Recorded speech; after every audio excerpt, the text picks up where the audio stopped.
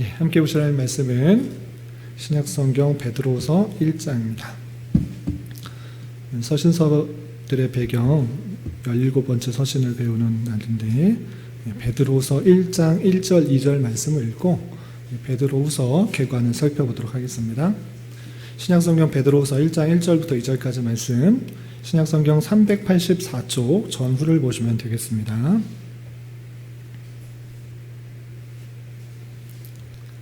예, 함께 봉독합니다. 예수 그리스도의 종이며 사도인 시몬 베드로는 우리 하나님과 구주 예수 그리스도의 의를 힘입어 동일하게 고배로운 믿음을 우리와 함께 받은 자들에게 편지하노니 하나님과 우리 주 예수를 알므로 은혜와 평강이 너에게 더욱 많을지어다. 아멘. 네, 잘 오셨습니다. 수요 성경 공부 시간인데 이 시간에는 우리가 예배를 드릴 때는 설교 말씀을 듣기만 하고 자기가 궁금한 것, 성경에 대해서 궁금한 것들이 많고 또 배경에 대해서 잘 모르기 때문에 일방적으로 듣고 궁금한 것들을 해결하지 못하는 경우가 많이 있어서 수요 성경 공부 시간을 통하여서 성경의 배경과 역사적인 내용들을 함께 살펴보고 있습니다. 그래서 단순히 성경을 읽을 때 너무 그냥 동떨어진 내용, 전혀 배경을 알지 못하고 문자만 그냥 이해하는 경우가 있는데 배경과 상황을 잘 알면 그 말하는 뜻에 더 깊이가 있기 때문에 배경을 배우는 시간을 갖고 있습니다. 그래서 창세기부터 쭉 읽어 나가서 신약으로 와서 서신서들을 배우고 있는데 서신서들 중에 17번째 서신인 베드로 후서를 오늘 배우도록 하겠습니다. 지난 시간까지 베드로 전서를 살펴봤는데 베드로 전서 간단하게 복습하고 오늘 베드로 후서의 배경 좀 살펴보도록 하겠습니다. 베드로 전서 지난주에 공부했는데 복습하도록 하겠습니다. 자, 베드로 전서를 기록한 사람은 누구였을까요? 예, 사도 베드로였다 그랬습니다. 그러면 수신자는 흩어져 있는 본도, 갈라디아, 갑바도기아, 아시아와 비두니아에 흩어진 나그네, 흩어진 나그네 성도를 이렇게 표현했습니다. 성도가 그때 당시 함께 모여 있었던 것이 아니고 여러 가지 상황들도 인하여서 흩어져 있었습니다. 그래서 본도, 갈라디아, 갑바도기아, 아시아와 비두니아에 흩어진 나그네, 흩어진 그런 성도들에게 이랬었다 그랬습니다. 또 1장 2절에 보면 택하심을 받은 자들에게 편지하노니 라는 것입니다. 그래서 성도들, 흩어져 있는 그 성도들에게 편지를 하고 있는 내용을 볼 수 있습니다. 그 다음에 여기 본도, 갈라디아, 갑바도기아, 아시아와 비두니아 여기 흩어졌다고 했는데 그 지도를 살펴보면 여기 이렇게 아시아, 갈라디아, 갑바도기아, 본도, 비두니아 터키 지역에 있는 그 지역을 표현하고 있는 것입니다. 갈라디아는 배웠고 비두니아, 본도, 갑바도기아, 아시아 표현이 낯설 수 있는데 눈으로 익히기 바랍니다. 성경에서 나오고 있는 아시아, 성경에 아시아가 나오는데 우리같이 동쪽에 있는 우리나라 포함해서 일본, 중국, 인도 다 포함해서 아시아 이렇게 표현한 것이 아니라 터키의 지금 서쪽 편에 있는 그 지역을 아시아라 이렇게 불렸던 것입니다. 그래서 바울이 아시아로 가려고 할 때 유럽에서 오라는 성령님의 인도하심이 있었는데 이 아시아라고 했을 때 유의적 지역입니다. 에베소, 밀레도, 안디옥, 드로아 이쪽에 있는 지역이 아시아다. 잘 눈에 익혀주시기 바랍니다. 그래서 아시아, 성경에서 아시아라고 했을 때 지금 현재의 아시아 대륙 전체를 생각하는 게 아니고 터키 지방, 지금의 터키 지방에 있는 지역을 표현하는 것이다. 이렇게 잘 알아두시기 바랍니다. 자, 기록 장소는 어디였을까요? 바벨론이라는 표현이 있는데 바벨론이 어디를 뜻한다고 그랬죠? 예, 로마. 세상을 뜻하는 단어인데 상징하는 바벨론인데 이렇게 하나님을 믿는 사람들을 핍박하는 세상. 그때 당시에는 특히 로마의 그런 집정이, 로마의 황제가 핍박했던 그런 시기이기 때문에 기록 장소는 로마로 생각하고 있습니다. 그리고 기록 연대는 네로의 기독교 핍박했던 그런 시기였다라고 사람들이 생각합니다. 왜냐하면 그 베드로전서의 전체 내용을 봤을 때 핍박과 환난 가운데 있는 성도들의 모습들이 잘 그려져 있기 때문에 초대교회 언제 핍박이 제일 강했는가 할 때 첫 번째는 네로 황제 때, 그 다음엔 도미티안 황제 때, 이렇게 크게 두 개 있는데, 베드로는 네로 황제 때 핍박을 받아 순교했기 때문에 네로의 핍박기다, 이렇게 생각할 수 있습니다. 그리고 베드로전서의 배경 상황을 보면 성도들이 흩어진 어떤 상황 같은 형편이었죠? 나그네와 같은, 흩어진 나그네 같은 형편이었다, 그렇습니다. 그리고 여러 가지 심각한 무엇에 직면하고 있었을까요?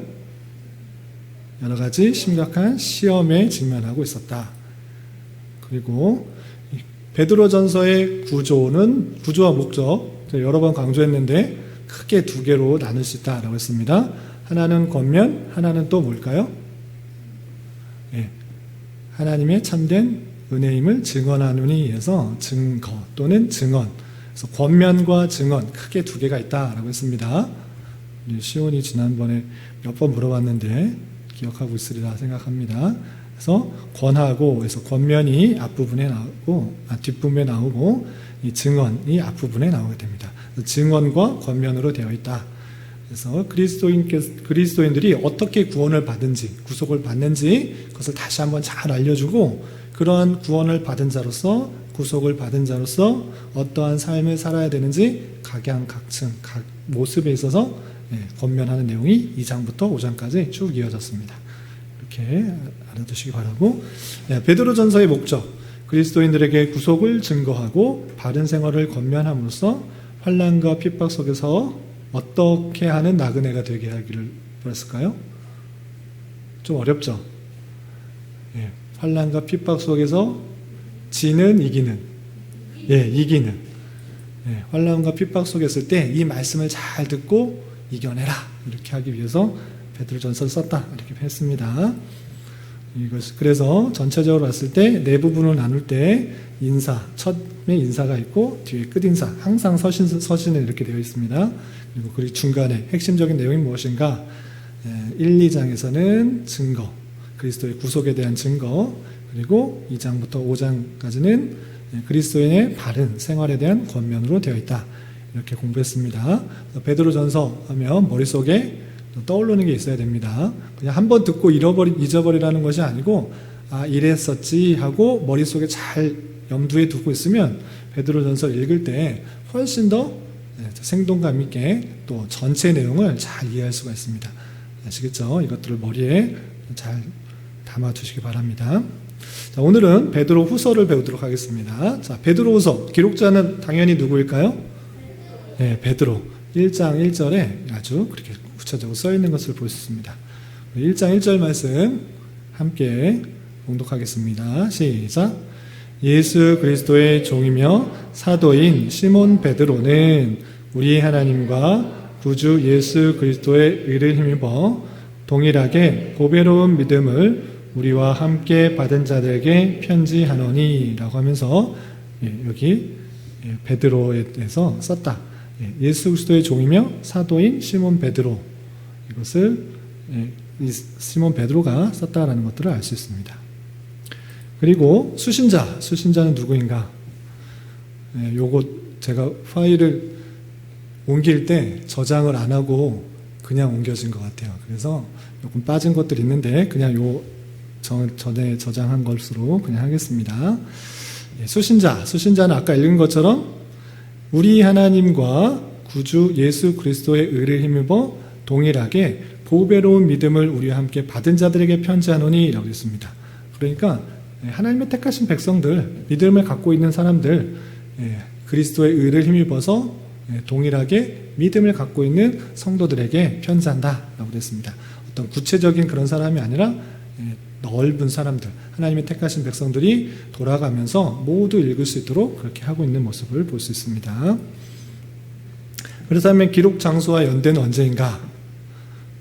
이것은 기록 장소는 정확하게는 알 수 없습니다. 베드로 전서는 바벨론이라는 힌트가 있었는데 베드로서는 그런 힌트도 나오지 않습니다. 어디서 썼다라는 그런 힌트가 나오지 않아서 이 자체로는 구체적으로는 알 수 없지만 전체적인 내용을 볼 때 이것은 로마에 썼을 것이다 라고 많은 학자들이 그렇게 생각합니다.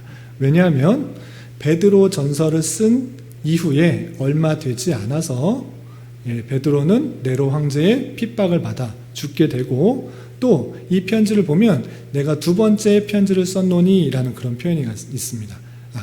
그래서 베드로 전서를 쓰고 얼마 되지 않아서 이것을 썼기 때문에 같은 시기인 네로 핍박 시기에 썼고, 또 그 핍박 속에서 로마에서 있었던 것으로 이렇게 생각할 수 있습니다.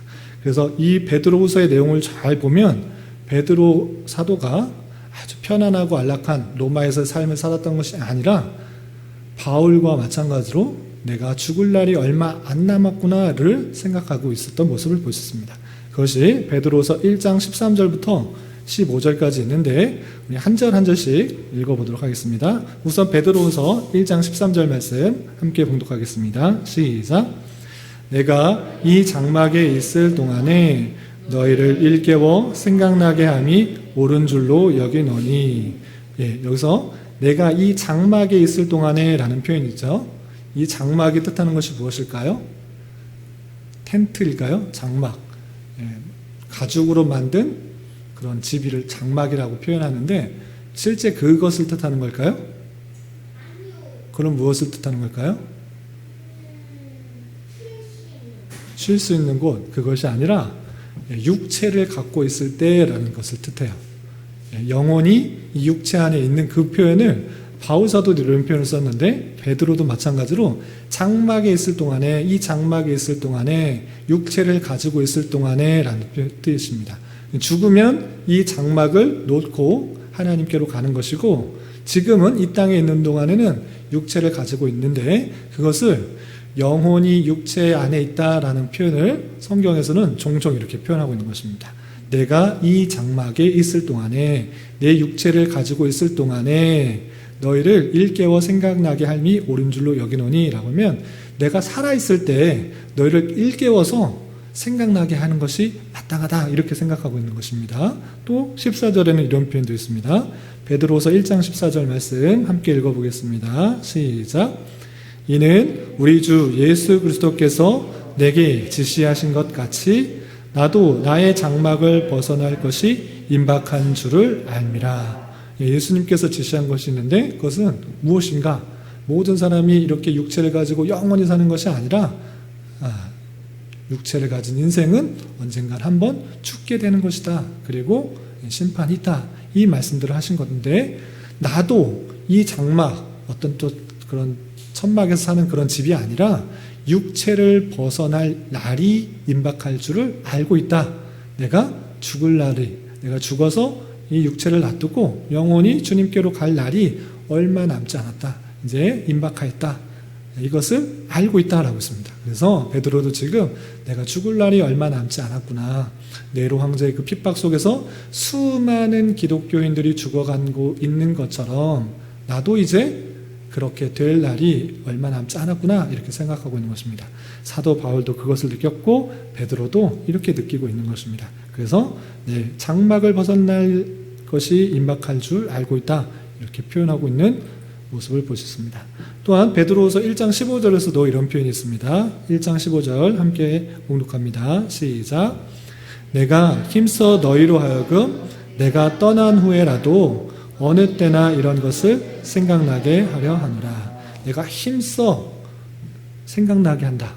어느 때만 생각하냐면 내가 함께 있을 때뿐만 아니라 내가 육체를 벗어나 장막을 벗어나 하나님께로 갔을지라도 어느 때나 너희들이 내가 이런 것들을 꼭 기억하게 하기 위해서 이것을 쓴다 이렇게 표현하고 있습니다. 그래서 이 베드로후서는 마치 바울이 죽기 전에 죽을 것을 잘 생각하고 썼던 편지, 그가 어떤 편지죠? 바울의 유언과 같은 서신 디모데후서와 같이 베드로후서도 자신이 죽을 날이 얼마 남지 않았다는 것을 알고 쓴 편지, 성도들에게.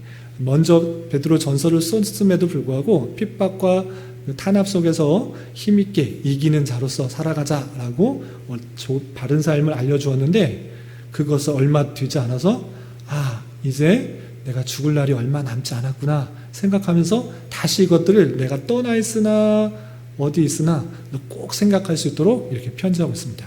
그래서 바울의 유언적 성격에 담겨있는 디모데후서와 마찬가지로 베드로의 유언적 성격에 담겨있는 그 글이 베드로후서인 것입니다.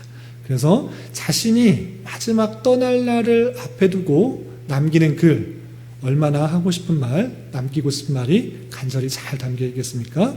그런 상황 속에서 이 베드로의 마지막 편지가 어떻게 되어 있는지를 알면 더 의미가 생동감 있게 다가오리라 생각합니다. 그래서 자기가 죽은 것이 얼마 남지 않았다는 것을 알고 썼기 때문에 기록 장소는 로마, 그리고 네로의 기독교 핍박기였던 AD 64년에서 65년 그 즈음에 이 베드로서를 썼을 것이다, 이렇게 생각하고 있는 것입니다.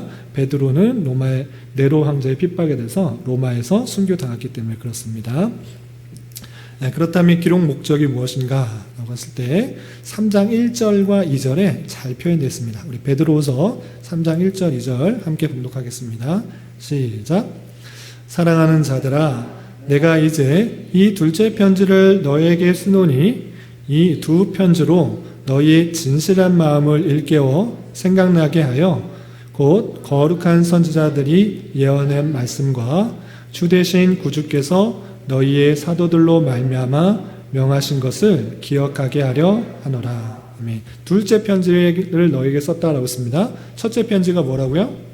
베드로 전서, 지난주에 배웠던 베드로 전서인데 둘째 편지를 또 보내게 된 것입니다. 이것을 통해서 무엇을 생각나게 하느냐 라고 했을 때 진실한 마음을 일깨워 생각나게 하여서 선지자, 거룩한 선지자가 예언한 말씀, 또 주되신 구주께서 사도들로 말미암아 명하신 것, 그것들을 잘 기억할 수 있도록 하기 위해서 이것을 썼다, 이렇게 표현하고 있습니다. 그러니까 너희가 내가 없을 때에도 이 말씀들을 잘 기억하라 라는, 잘 기억하도록 명하신 것을 기억하게 하기 위한 편지의 목적을 살펴볼 수 있는 것입니다. 그래서 아까도 말씀드린 것처럼 믿음의 형제들, 같은 믿음을 갖고 있는 그 형제들, 형제 자매들에게 두 번째 마지막 편지를 쓰므로 말미암아 내가 죽기 전에 마지막으로 필요한 말을 전하는 유언적 성격이 가득 담겨 있는 것이 베드로후서다, 이렇게 생각하시면 되겠습니다. 그리고 강조점이 있는데, 강조점이 여러분 교환을 좀 살펴보시기 바랍니다. 교환해 보시면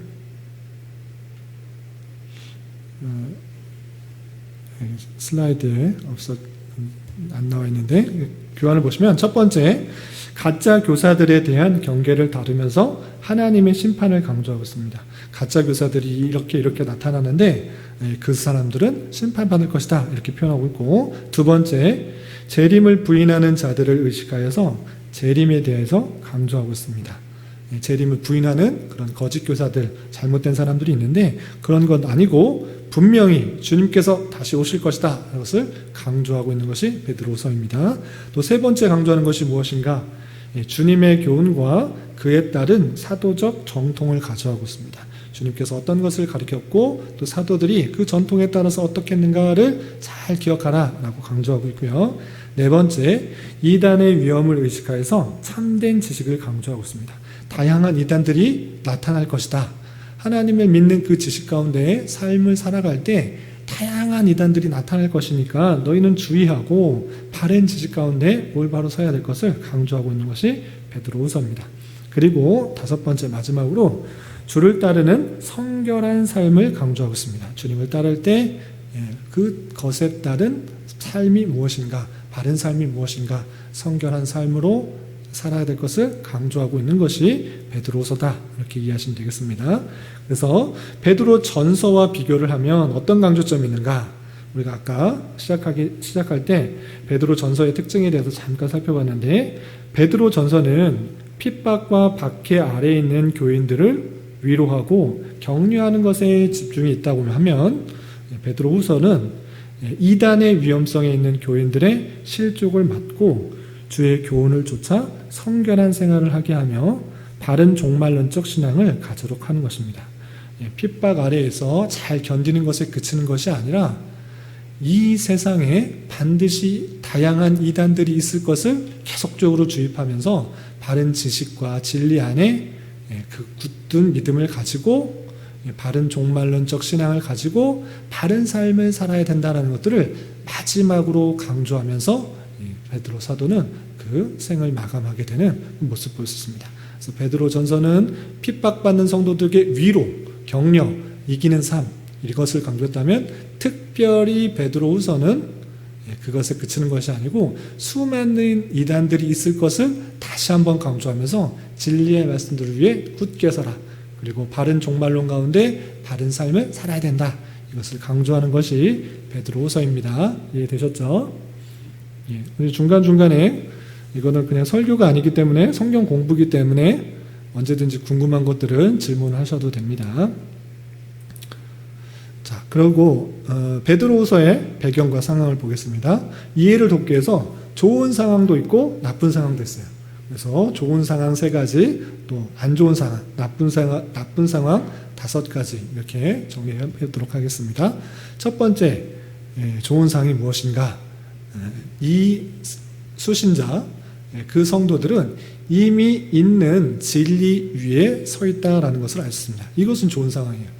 성도들이 진리 위에 안 서 있다고 하면 더 안 좋은 상황일 텐데 그 내용을 쭉 보니까 이 성도들은 이미 진리 위에 서 있다는 것들을 생각해 볼 수 있습니다.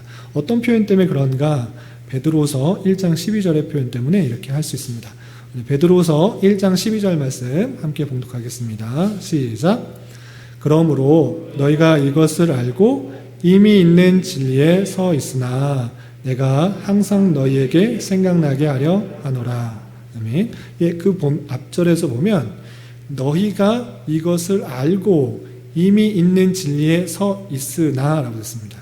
그렇다면 이 수신자, 이 편지를 받는 사람이 이미 진리 위에 서 있다라는 것들을 알 수 있습니다. 그래서 진리의 말씀이 이미 전해졌기 때문에 진리 위에 서 있다라는 것들을 생각해 볼 수 있기 때문에 이것은 긍정적인 그런 좋은 상황이다 라고 할 수 있습니다. 두 번째 좋은 상황이 무엇인가 라고 할 때 동일한 믿음을 갖고 있다는 것입니다. 베드로와 그리고 수신자가 같은 믿음 가운데 있다라는 것이 긍정적이다라는 것입니다. 베드로후서 1장 1절 아까 읽었지만 다시 한번 더 읽어보겠습니다. 시작. 예수 그리스도의 종이며 사도인 시몬 베드로는 우리 하나님과 구주 예수 그리스도의 의를 힘입어 동일하게 보배로운 믿음을 우리와 함께 받은 자들에게 편지하노니. 처음 서론에 있어서 그 도입 부분에 있어서 수신자를 수식하는 글에 이렇게 표현되어 있는 것입니다. 구주 예수 그리스도의 의를 힘입어 동일하게 보배로운 믿음을 우리와 함께 받은 자들에게 편지한다. 그러니까 이 수신자, 편지를 받는 사람은 동일하게 보배로운 아주 좋은, 아주 뛰어난, 고귀한 그 아름다운 그 믿음을 함께 받았구나라는 것을 알 수 있습니다. 그러니까 사도와 이 수신자는 동일한 믿음을 갖고 있는 그런 긍정적인 좋은 상황인 것을 알 수 있습니다. 그리고 또 좋은 상황은 어떤 것이냐면 3장 17절에 보면 믿음의 굳센 데에 있고 있는 성도들, 수신자의 모습을 볼 수 있습니다. 우리 베드로후서 3장 17절 말씀 함께 봉독하겠습니다. 시작. 그러므로 사랑하는 자들아 너희가 이것을 미리 알았은즉 무법한 자들의 미혹에 이끌려 너희가 굳센 데서 떨어질까 삼가라. 보면 미혹에 이끌려 너희가 굳센 데서 떨어질까 삼가라 라고 됐습니다. 그러니까 미혹에 이끌려서 굳센 데서 떨어질까 삼가라 라는 표현을 통해서 지금은 너희가 굳센 믿음 가운데 있구나. 그런데 미혹에 이끌려서 떨어질까 두려워하나 떨어질까 삼가라 조심하라 라고 하는 표현을 통해서 지금 있는 상황은 믿음의 굳센 데 가운데 있구나라를 생각해 볼 수가 있는 것입니다. 이렇게 3가지 정도 수신자의 긍정적인 좋은 상황을 살펴볼 수 있습니다. 첫 번째가 뭐라고요? 이미 있는 진리에 서 있다. 두 번째는 동일한 믿음을 가지고 있다. 세 번째는 믿음의 굳센 데에 있다. 이렇게 긍정적인 좋은 상황이 있습니다. 그런데 좋은 상황이 있는가 하면 안 좋은 상황도 있는 것입니다. 안 좋은 상황이 무엇인가? 핵심적으로 한마디로 표현하면 이 수신자가 당하게 될, 만나게 될, 겪게 될 그 안 좋은 상황이 뭐냐면 미혹자들이 등장한다는 것입니다. 미혹하는 사람이 등장해서 그 굳게 서 있고 동일한 믿음을 갖고 있는 그 성도들의 마음들을 빼앗고 힘들게 하고 유혹하는 그 모습 가운데 있을 것들을 길게 아주 자세하게 베드로 사도는 설명하고 있습니다. 그렇다면 이 미혹자들의 명칭 어떤 식으로 불리는지 그 내용부터 좀 살펴보겠습니다. 베드로후서 2장 1절 말씀 함께 읽어보겠습니다. 시작. 그러나 백성 가운데 또한 거짓 선지자들이 일어났었나니 이와 같이 너희 중에도 거짓 선생들이 있으리라. 그들은 멸망하게 할 이단을 가만히 끌어들여 자기들을 사신 주를 부인하고 임박한 멸망을 스스로 취하는 자들이라. 여기 표현을 보면 거짓 선지자들이 일어났다. 또 너희 중에 거짓 선생들이 있을 것이다 라고 펴면서 이 미혹자의 정체가 거짓 선지자 또는 거짓 선생들로 불리는 사람이다 라는 것을 알 수 있습니다. 2장 1절에는 거짓 선지자, 거짓 선생들 이 사람들이 미혹자로 등장하고 또 2장 14절에는 이런 표현이 있습니다. 2장 14절 말씀 함께 봉독하겠습니다. 시작. 음심이 가득한 눈을 가지고 범죄하기를 그치지 아니하고 굳세지 못한 영혼들을 유혹하며 탐욕에 연단된 마음을 가진 자들이니 저주의 자식이라. 이 미혹하는 자들을 저주의 자식이다 이렇게 규정하면서 불리는 것을 볼 수 있습니다. 이렇게 저주의 자식이라고 불리는 그런 미혹자들이 수신자 가운데 나타나고 있는 모습을 볼 수 있습니다. 또한 3장 3절에는 이런 표현도 있습니다. 3장 3절 함께 봉독하겠습니다. 시작. 먼저 이것을 알지니 말세에 조롱하는 자들이 와서 자기의 정욕을 따라 행하며 조롱하여.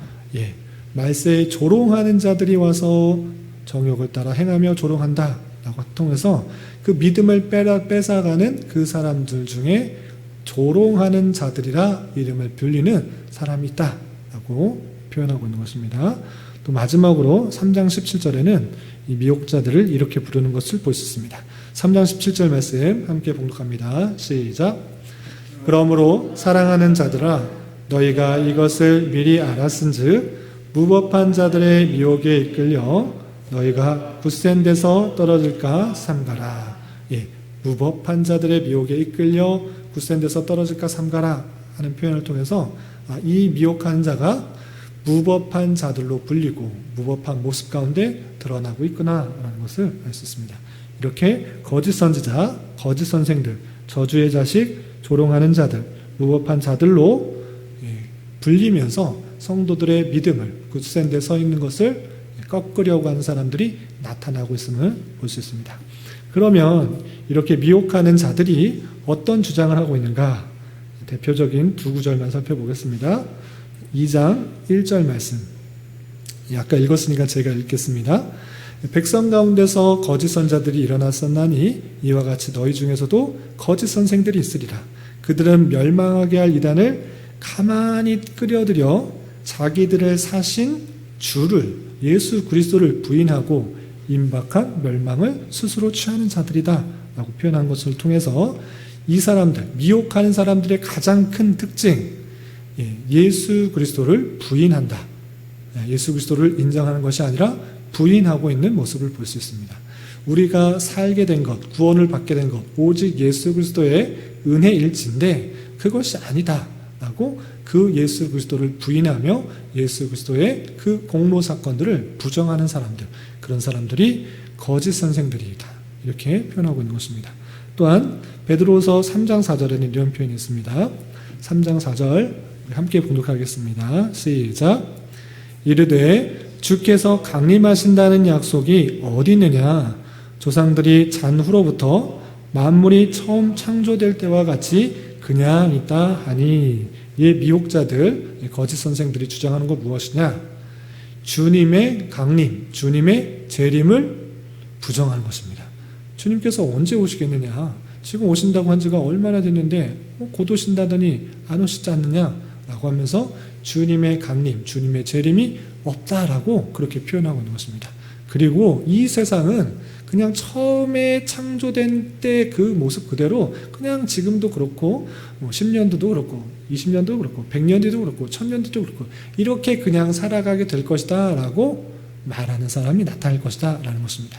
그래서 미혹자들, 믿음에서 굳은 데서 벗어나게 하려는 그 미혹자는 예수 그리스도를 부인할 뿐만 아니라 예수 그리스도의 재림을 부정하는 그런 사람이다, 이렇게 할 수 있습니다. 그런 사람들이 주장하고 있는 모습을 볼 수 있고, 그런데 이렇게 말 같지도 않은 예수님의 말씀을 그대로 부정하는 그런 주장들을 어떻게 받아들일 수 있는가, 어떻게 그 미혹자들이 그 믿음에서 벗어나게 하는가, 정말 반대되는 그런 주장인데 어떻게 그렇게 할 수 있는가 라고 했을 때는 그들의 미혹하는 방식을 잘 알아야지 미혹되지 않을 수가 있는 것입니다. 그 내용이 여러 군데 표현되어 있는데, 우선 2장 1절에서 보면 이렇게 표현하고 있습니다. 2장 1절 중반절에 보면 그들은 멸망하게 할 이단을 가만히 끌어들여 냈습니다. 어떻게 끌어들인다고요? 가만히 끌어들여. 그 미혹자들이 갑자기 나타나서 전혀 다른 말을 하면 그 사람이 잘못된다는 것을 분명히 아는 것입니다. 그런데 그 미혹자들은 가만히 끌어들여서 가만히 그곳에 함께 있다가 정체를 조금씩 드러나는 것입니다. 그래서 2장 1절에 보면 미혹자들이 미혹하는 방식, 가만히 끌어들여서 그 미혹 가운데 나오게 하는 것을 알 수 있습니다. 그리고 베드로전서 1장 16절에도 이런 표현이 있습니다. 1장 16절 함께 읽어보겠습니다. 시작. 우리 주 예수 그리스도의 능력과 강림하심을 너희에게 알게 한 것이 교모히 만든 이야기를 따른 것이 아니오 우리는 그의 크신 위엄을 시험해 본 자라. 우리는 그의 크신 위엄을 보았기 때문에 믿음이 생겼는데, 미혹자들은 어떻게 하는가? 교묘히 그럴싸한 것들을 만들어서 유혹하고 있는 것입니다. 우리는 그런 것이 아닌데, 우리가 믿는 믿음은 크신 위엄을 보고 그 위엄을 보고 깨달아 그 믿음이 생긴 것인데, 가만히 들어와서 교묘히 만든 그 이야기를 슬쩍슬쩍 흘리면서 그 진리에서 떠나게 하고 있는 그 모습을 볼 수 있습니다. 이 미혹자들의 방식이고요. 또한 2장 3절에는 이런 표현도 있습니다. 2장 3절 함께 봉독하겠습니다. 시작. 그들이 탐심으로써 지어낸 말을 가지고 너희로 이득을 삼으니 그들의 심판은 옛적부터 지체하지 아니하며 그들의 멸망은 잠들지 아니하느니라. 앞절에서 보면 그들이 탐심으로 지어낸 말을 가지고 라는 표현이 있습니다.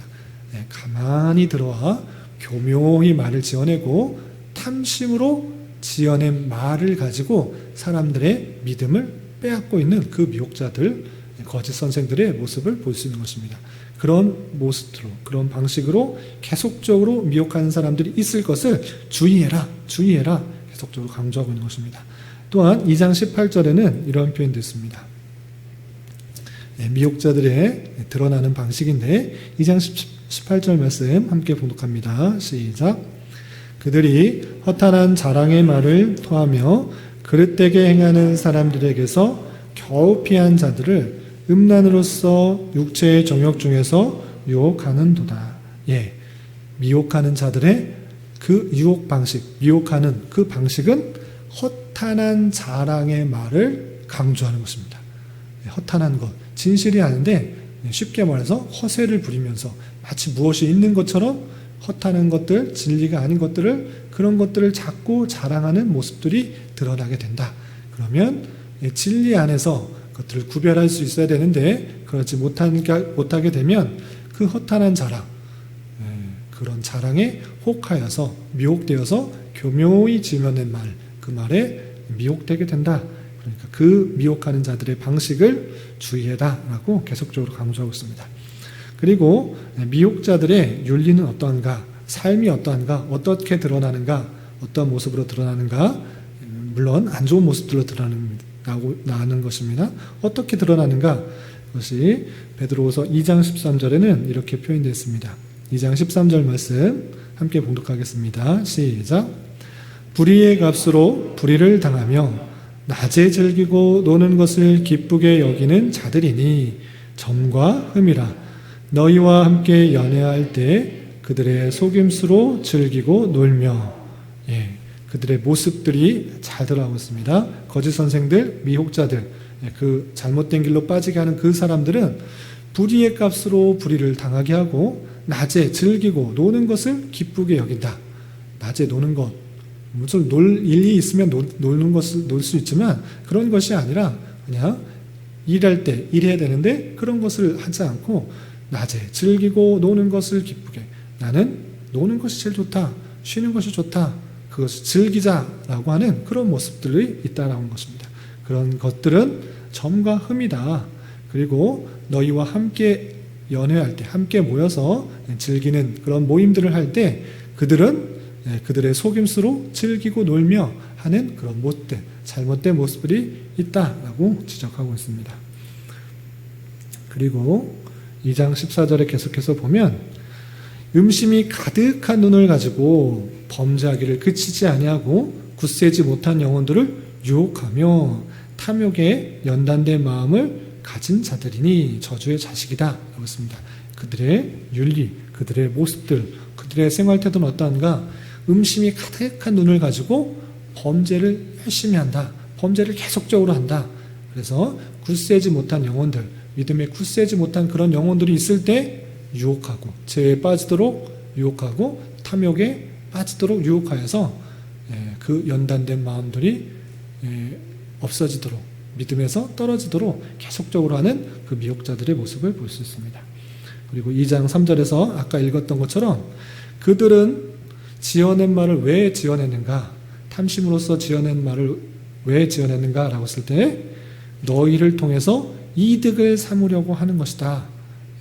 미혹하는 말, 교묘히 만들어낸 말, 그 모든 것을 통해서 성도를 통해서 자신의 유익을, 자신의 이득을, 자신이 이롭게 되게 하기 위해서 그 미혹자들이 계속적으로 행하고 있다라고 표현하고 있습니다. 이런 미혹자들의 잘못된 삶의 모습들을 지적하고 있는 것입니다. 그렇다면 이 미혹자들의 결론적인 모습은 어떠한가? 그것도 그 말씀 속에 베드로 사도의 그 표현 가운데 드러나고 있는 것입니다. 우선 베드로서 2장 1절 아까 읽었는데 그 마지막에 보면 그들의 미혹자들의 결과가 어떠한지 이렇게 표현되고 있습니다. 보면 임박한 멸망을 스스로 취하는 자들이다. 그런 잘못들, 그것들로 말미암아 어떻게 되는가? 임박한 멸망. 이제 멸망이 곧 있을 것인데 그런 모습들 스스로 멸망하는 길이다. 그것을 스스로 취하는 자들이다. 그들의 결국은 멸망이다. 이렇게 강조하면서 표현하고 있습니다. 또한 2절에서도 여럿이 그들의 호색을 한 것을 따르리니 이로 말미암아 진리의 도가 비방을 받을 것이다. 이렇게 표현했습니다. 미혹하는 자들로 말미암아 온전히 다 굳게 서 있으면 좋은데 그렇지 않는 경우도 있다. 이렇게 표현하고 있습니다. 그래서 여럿이, 전체가 아니라 여럿이 그들의 호색하는 것, 방탕한 삶을 따르게 되는 일도 있고 또 이로 말미암아 진리의 도가 비방이 당하는 그런 경우도 나타난다. 진리에서 떠나서 잘못된 길로 가기로 말미암아 아니 믿는 사람들의 모습들이 왜 저러한가?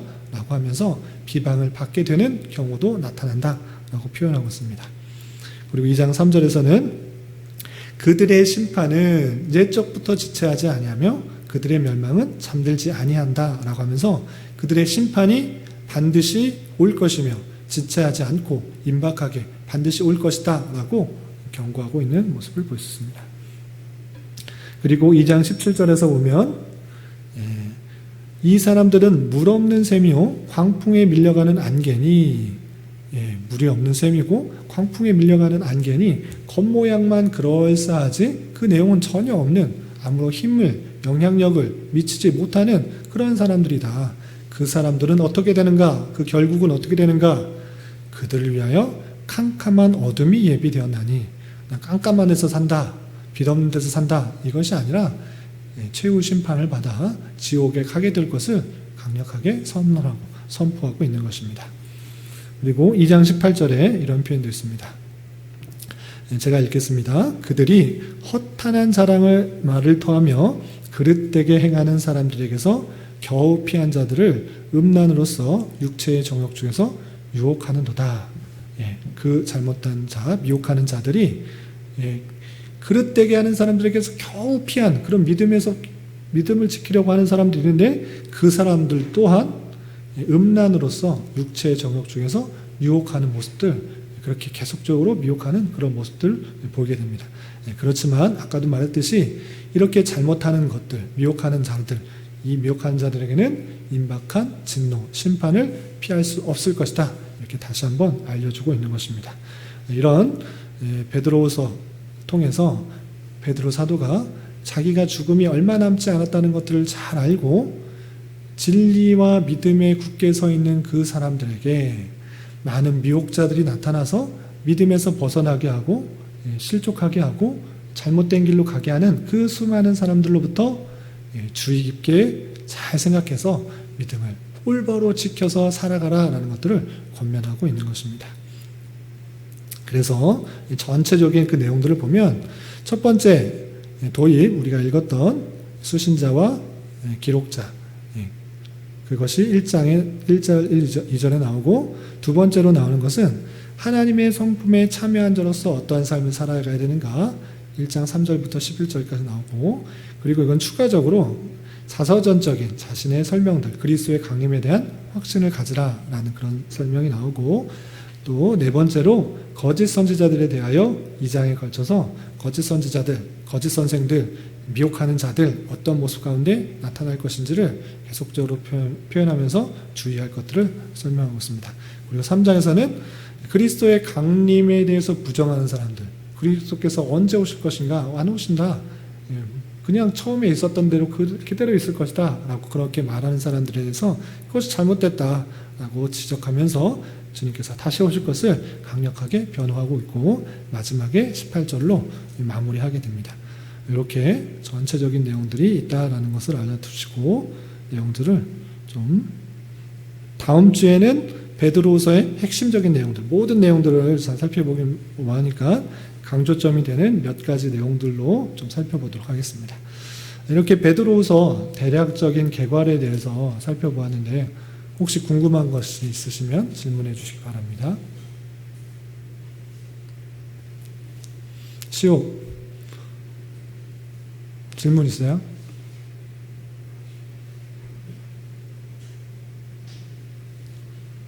베드로후서를 받는 성도의 좋은 점이 어떤 좋은 점이 있었어요?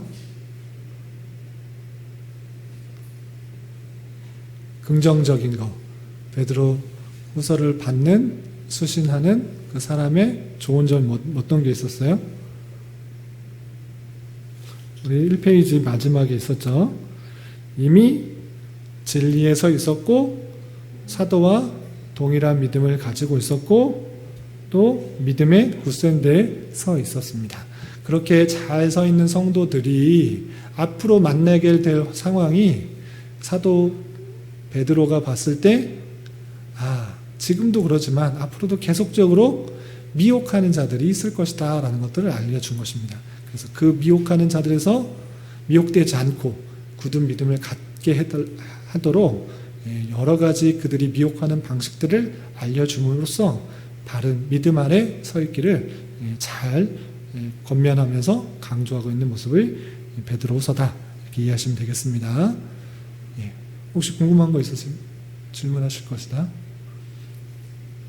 크게 어려운 것은 없었죠. 바울 서신은 조금 복잡한 것도 많이 있었는데, 베드로서는 또 요한 서신은 그렇게 어려운 것도 없으니까 그 뒷배경에 간단하게 좀 살펴볼 수 있고 넘어갈 수 있을 것 같습니다. 오늘은 네.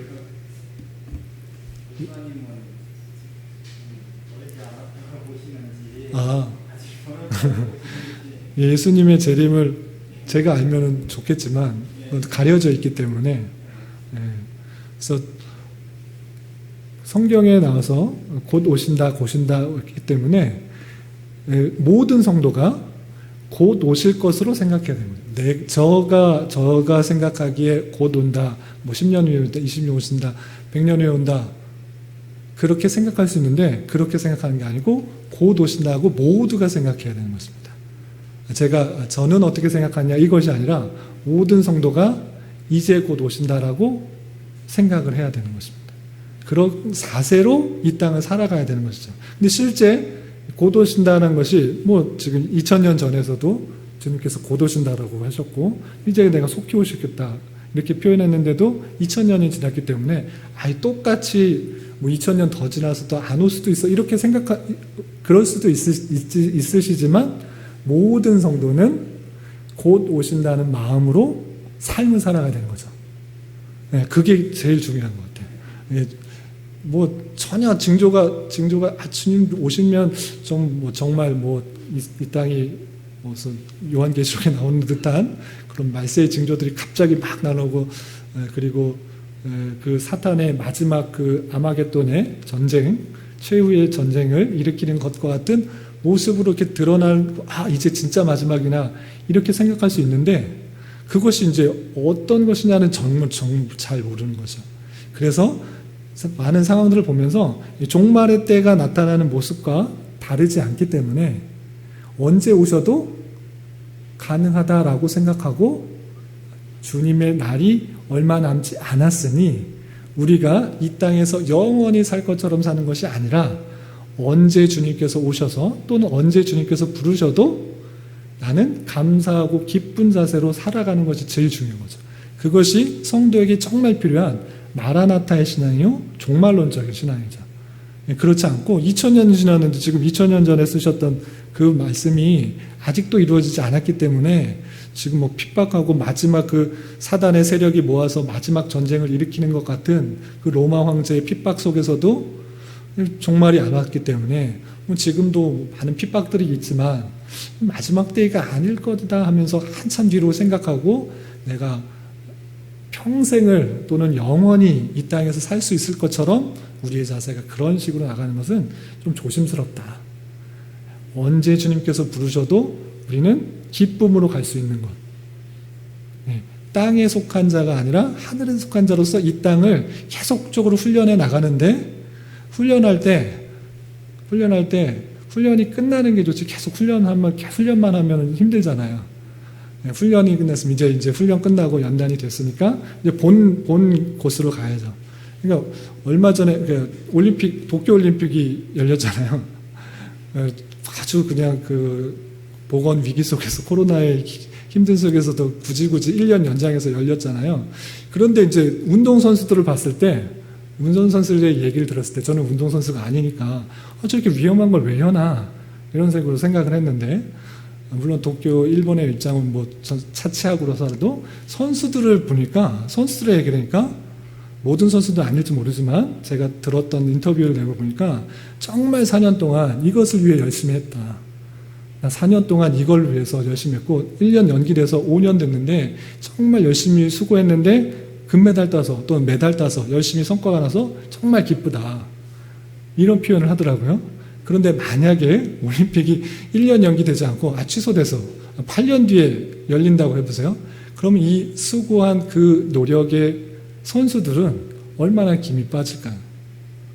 난 이것만 빨리 할수록 그 정해진 시간에 하면 이것은 더 기뻐진 거예요. 근데 그게 연기됐다, 미뤄졌다 하면 할수록 이 선수들은 기약이 없는 그 가운데서 정말 힘든 그냥 매일 쳇바퀴 돌듯이 몸이 막 죽어나가듯이 그 고난과 그 힘든 훈련들을 막 해나가는 것이 얼마나 힘들겠어요. 근데 그러한 삶이 우리의 훈련 속에 있어야 된다고요. 주님께서 오시는 그 날을 선수들이 올림픽을 기다리듯이 빨리 열어놨어. 내가 열심히 훈련했는데 빨리 올림픽에서 내 성과를 이루겠다. 그런 자세로 살아가는 것이 이 땅에서의 성도라고요. 주님께서 곧 열린다고 했는데 그 올림픽 곧 열린다고 했는데 그것이 언제인지 모르고 막 10년, 20년, 30년, 40년 계속 있어지면 선수들은 지쳐 할 수 있는데 그때가 빨리 오기를 바라는 것. 내가 열심히 훈련했기 때문에 빨리 오기를 바라는 것이 이 땅의 성도의 자세. 종말론적 삶을 살아가는 성도의 자세. 마라나타 신앙을 갖고 있는 성도의 자세인 것 같아요. 그때가 언제인지 모르지만 빨리 오기를 곧 온다라는 믿음을 가지고 도적같이 온다는 믿음을 가지고 살아가는 것이 우리 바른 삶이 아닌가.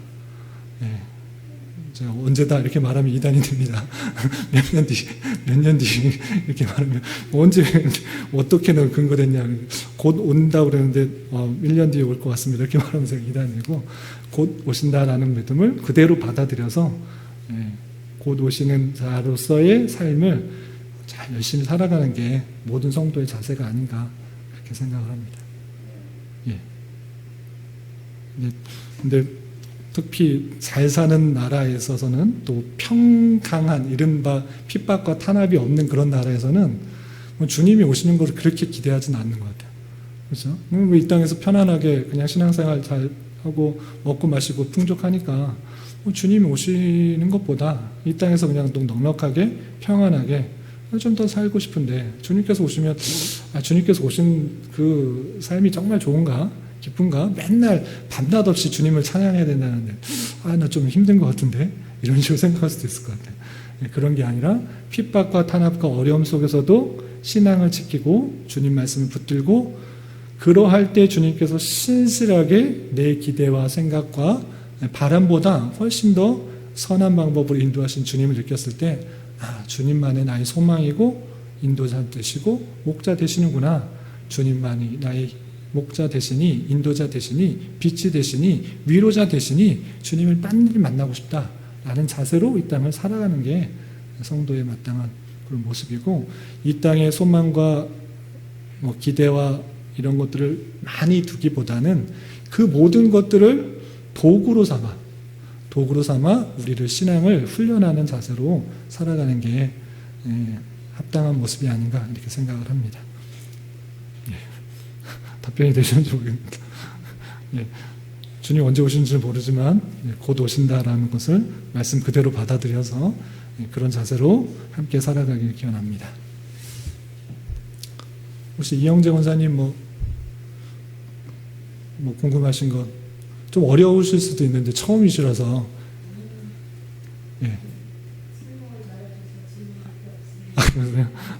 처음에는 좀 딱딱할 수 있는데 이게 여기 좀 그냥 강의식이 아니라 궁금한 것 이렇게 질문하고 답변하는 그런 시간이니까 그런 식으로 이해했으면 좋겠고 그냥 설교 시간에는 그냥 그 말씀 위주로니까 그 다 배경 설명을 하기가 시간이 제한되니까 이런 시간을 더 빌어서 성경의 배경 내용들을 조금씩 살펴보고 구조에 대해서 더 잘 이해할 수 있도록 하고 있으니까 잘 이렇게 성경을 이해하는 데 도움이 되는 시간이 되었으면 좋겠습니다. 혹시 질문 없으시면 그때교회 때는 저는 영지주의자. 영지주의자. 율법도 지켜야 된다고. 그렇죠. 그렇게만 있는 줄 알았는데 오늘 이렇게 베드로서 말씀을 보니까 행한 이단들이 많이 있었던 것 같아요. 그렇죠. 천사를 숭배하는 사람도 있었고. 아까 말씀하신 대표적인 게 율법주의자들과 영지주의자들이 대표적이고요. 그 밖에 천사 숭배하는 사람도 있고, 예수님의 그 재림을 부인하는 사람도 있고, 다양한 세속적인 사람들도 등장하고 그렇습니다. 그리고 이제 초대교회 때 특별히 여기 성경에서는 잘 드러나지 않지만 예수님의 신성에 대해서 부인하는 사람들이 많이 나타나요. 예수님에 대한 그 신성과 인성에 대한 다양한 논의들과 그런 주장들과 이단들이 많이 있어서 그런 것을 정리하는 내용들이 신앙 고백 가운데 잘 드러나게 되죠. 대표적인 게 사도신경에 예수님의 신성과 인성들이 잘 고백되어지고 삼위일체 하나님에 대해서 잘 정리되어지는 것이죠. 그런 논의들이 이단들이 많이 있었기 때문에 잘못된 해석과 이해들이 많았기 때문에 신앙 고백이 나오는 거예요. 그렇죠. 사도신경을 통해서 삼위일체 하나님과 예수 그리스도의 신성과 인성들이 드러나기 시작하고 그 신성이 섞이냐 안 섞이냐 어떤 식으로 등장하느냐 나타나는 것이 니케아 신조나 아다나 신조에 조금씩 더 이제 구체적으로 등장하는 것이고 이제 아주 더 자세하게는 이제 또 긴 신앙 고백서들이 등장하게 되는 거죠. 다양한 해석들과 논의들이 있을 때마다 교리들이 등장하게 된 거죠. 그것이 이제 교리를 통해서 이렇게 정리되었으니 그것을 통해서 성경을 이해하는 것이 바르구나를 잘 깨달을 수가 있는 거죠. 우리가 이제 저도 마찬가지로 그런 교리 내용이나 성경 지식 없이 이렇게 하면 분명히 이단에 빠지기 쉽고 자의적인 해석에 빠지기 쉽습니다. 그래서 그 성경의 그 교리의 내용을 바탕으로 해석을 해야지 오류가 되지 않도록 그렇게 할 수 있습니다. 그래서 교리는 목사만 배우는 것이 아니고 함께 배워야 되고, 성경을 목사만 읽는 게 아니고 함께 읽어야 됩니다. 주의해야 될 것이 무엇이냐면 그냥 강단에서 나와 있는 목사가 설교하는 내용에만 귀 기울이고 그것에만 그냥 따르려고 하는 것은 좋은 것 같아 보이지만 그것 결코 좋은 것이 아닙니다. 중세시대 때 그랬어요. 중세시대 때 성경 읽지 말고 거기서 그 사제가, 신부가 하는 이야기 잘 듣고 그냥 행해라, 이렇게 표현했어요. 그래서 강단에서 좋은 말씀이 잘 전파되면 좋지만 그렇지 않았거든요. 성경에서 뺐고 성경을 전혀 읽지 못하게 하고 시키는 대로만, 그냥 말해지는 대로만 따르라고 했는데 우리가 잘못된 길로 계속 가고 있었죠. 마찬가지로 오늘날에 있어서도 아주 우리나라뿐만 아니라 세계적으로 아주 유명하고 달변과 같은 설교자가 많이 있습니다. 그런 설교자의 귀만 기울이고 나는 신앙생활 하겠다. 아주 잘못된 것입니다. 네? 잘 못 들었어요. 잘 못 들었어요. 교리 공부하잖아요. 네네네. 잘하는 거예요. 아주 개혁교회 전통이 교리 공부는 항상 이렇게 하고 있는 거고, 그래서 교리 공부를 통해서 지식을 키우는 게 아니고 교리 공부하는 목적은 아주 분명하고 단순합니다. 성경을 제대로 이해하기 위해서. 교리 내용을 완전 빠삭하게 해서 교리 선생이 되게 하는 거 아닙니다. 교리 내용을 통해서 성경을 바로 이해하기 위해서고, 성경을 잘 이해하는 것을 통해서 하나님의 뜻을 잘 파악하기 위해서입니다. 그래서 교리만 잘하는데 성경 잘 모른다. 이거 잘못되고 있는 것입니다. 교리의 내용을 빗바탕으로 성경을 이해할 수 있도록, 바르게 이해할 수 있도록 하는 것이 교리인 것입니다. 그리고 누차 강조하지만 강단에서 선포되는 말씀에만 기우고 내가 말씀 생활 전혀 안 한다. 잘못된 길로 갈 가능성이 많이 있습니다. 그것이 아니고 그 말씀을 바탕으로 내가 성경을 읽고 말씀 생활하고 그 말씀 가운데 하나님을 믿고 따르는 교제, 그 신앙에 들어가야 되는 것입니다. 제가 그것을 도움을 드리는 거고, 그냥 강단에서 들리는 좋은 설교의 말씀들, 또 인터넷이나 다양한 채널 통해서 들리는 좋은 설교의 말씀들, 나에 맞으니까 그것만 듣고 나 신앙생활 한다. 잘못될 길 가능성이 아주 많습니다. 중세시대 때 그랬어요. 중세시대 때 그냥 들리는 말씀만 그냥 따르면 됐었어요. 그것이 아니고 개인에게 성경이 들려져 있기 때문에 개인이 말씀을 듣고 바른 해석을 통해 하나님과의 친밀한 교제를 그 말씀상을 통해서 해나가야 되는 것입니다. 여러분들에게 성경이 주어졌고 그것은 그 말씀을 여러분들이 읽고 듣고 행할 수 있도록 하는 것이 저의 목표고 신앙생활의 바른 모습입니다. 그래서 여러분들이 부지런히 말씀을 읽는 훈련들을 해야 될 것이고, 처음에는 이게 무슨 뜻인지 모르지만 그렇게 읽는 습관들하고 바른 교리의 지식들로 내용들을 파악하고 성경 배경 지식들을 통해서 바르게 이해를 하고, 그것을 바르게 이해하는 훈련들, 성경 훈련을 받은, 신학 훈련을 받은 사람만큼은 못하겠지만 그럼에도 불구하고 일반 사람이 읽어도 충분히 이해가 될 수 있는 정도로 성경은 쓰여진 것입니다. 그렇기 때문에 우리에게 성경이 있기 때문에 성경 말씀을 부지런히 읽고 해석하고 하는 노력들, 말씀 생활을 통해서 깊은 주님과의 교제 가운데 나가는 것, 그것이 우리의 삶의 목표, 삶의 모습이 되어야 되는 것입니다. 그리고 우리 교회가 지향하는 바는 제 설교에 귀를 기울이고 그대로 따라라, 이것 아니고 그 말씀 생활을 하는데 도움을 드리기 위해서 제가 설교하는 것이고, 여러분들이 말씀을 볼 때 도움을 드리기 위해서 성경 공부와 교리를 가리키는 것입니다. 그리고 제 설교가 잘못될 수 있으니 그 설교의 내용들이 잘 되었는지 정말 그러한가 살피고 봐서 제 설교가 잘못되었으면 바른 정통 그 절차를 통해서 제 설교가 잘 될 수 있도록 바로잡는 것이 필요합니다. 목사 설교는 항상 옳다, 이거 아닙니다. 제 설교도 늘 강단에서 내려오지만 내가 또 잘못 설명했는데 이렇게 말하면 안 되는데 맨날 뉘우치고 후회하고 회개하는 것이 저입니다. 예, 저의 설교도 완벽할 수가 없고 어떤 설교도 완벽할 수가 없는데 그 설교가 정말 맞는지 틀리는지를 성도들이 함께 살필 수가 있어야 될 것이고 당회 안에서 장로를 통해서 점검될 수 있어야 되는 것입니다. 근데 아직 당회가 없지만 그럼에도 불구하고 그런 내용들이 올바른지 잘못되는지를 확인하고 제가 잘못된 것은 잘못 설교한 것은 그냥 뭐 목사님 어떻게 그렇게 설교합니까? 이렇게 하는 게 아니라 그냥 끝나고 목사님 이런 거는 어떻게 생각하십니까? 이렇게 부드럽게 하면 제가 잘못 파악한 것 같습니다. 잘못 깨달은 것 같습니다. 이렇게 잘못을 시인하면서 바로잡는 것이 필요하죠. 제 해석이 완전하다. 이렇게 하고 열심히 노력했으나 잘못하게 전할 수도 있습니다. 그런 것도 여러분들이 충분히 이해하고 그런 것들을 바로잡을 수 있는 통로와 기관들을 만든 것이 교회의 건전한 모습입니다. 그렇게 이해하시면 좋겠습니다. 설명이 너무 길어졌는데 여기까지 할까요? 예. 기도하고 마치겠습니다. 하나님 아버지 감사합니다. 오늘 베드로서의 개관 내용을 통해서 베드로 사도가 죽기 전에 마지막으로 성도들에게 하고 싶은 말들을 남기는 그 말씀을 살펴보았습니다. 말세의 때에 더욱더 미혹하는 자들과 속이는 자들이 많이 등장할 터인데 우리가 받은 그 믿음 가운데 곧 바르게 설 수 있도록 주님께서 인도하여 주시고 우리가 배우고 익히는 것들을 더욱더 힘써 많은 미혹들과 유혹들과 죄악에 빠지는 것들로부터 잘 굳건하게 서서 하나님의 뜻을 온전히 순종하며 살아갈 수 있는 자 되게 하여 주시옵소서.